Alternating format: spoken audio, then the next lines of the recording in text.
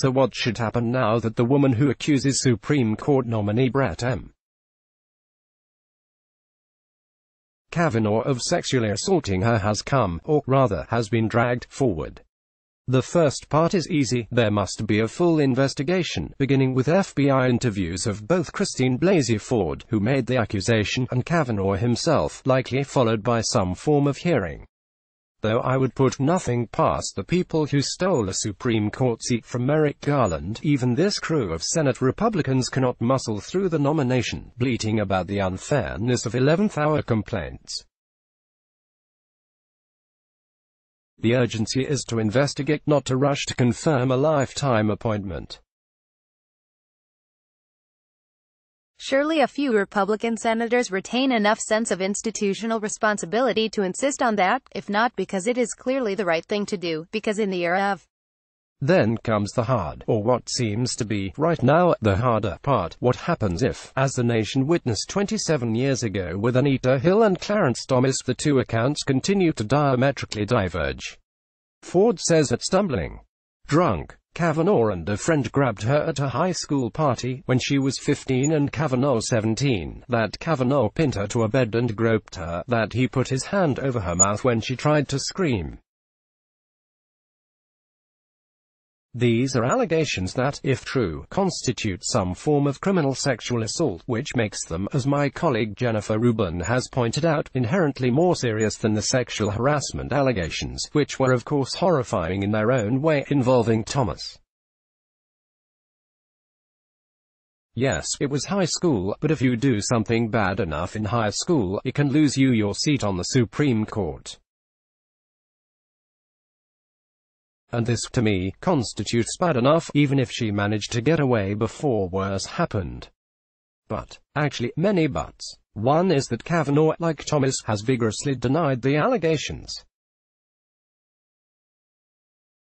Not that there was a misunderstanding among inebriated high school students, not that it is a dumb episode he regrets, as with Thomas and Hill. Kavanaugh's position, or at least his position before Ford went public with her account, is that nothing happened.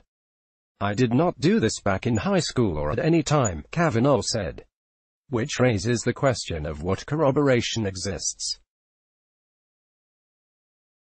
I don't doubt that Ford is telling the truth as best she recalls it, but her recollection is fuzzy. She told the Post's Emma Brown that she did not remember where the incident took place or how she got home. How well did she know Kavanaugh? Is it possible that she misidentified him? She told no one about it at the time, understandable but less than ideal. Hill confided in friends at the time about Thomas's behavior. Ford did not describe the incident to others until 2012, some 3 decades afterward. So what to do if Ford tells her story and Kavanaugh sticks to his with the same ferocity as Thomas? And if the second boy Ford says was present, Mark Judge, continues to back up Kavanaugh's account? Such a swearing contest would raise questions about both the standard of proof the Senate should require in such a case, preponderance of evidence, clear and convincing, and who bears the burden of proof, Ford or Kavanaugh? How sure should the Senate be before it would take the extraordinary step of denying someone confirmation on these grounds? Perhaps factual development will make this an easier call. One witness could come off as more credible than the other. Additional evidence could be unearthed that tips the balance.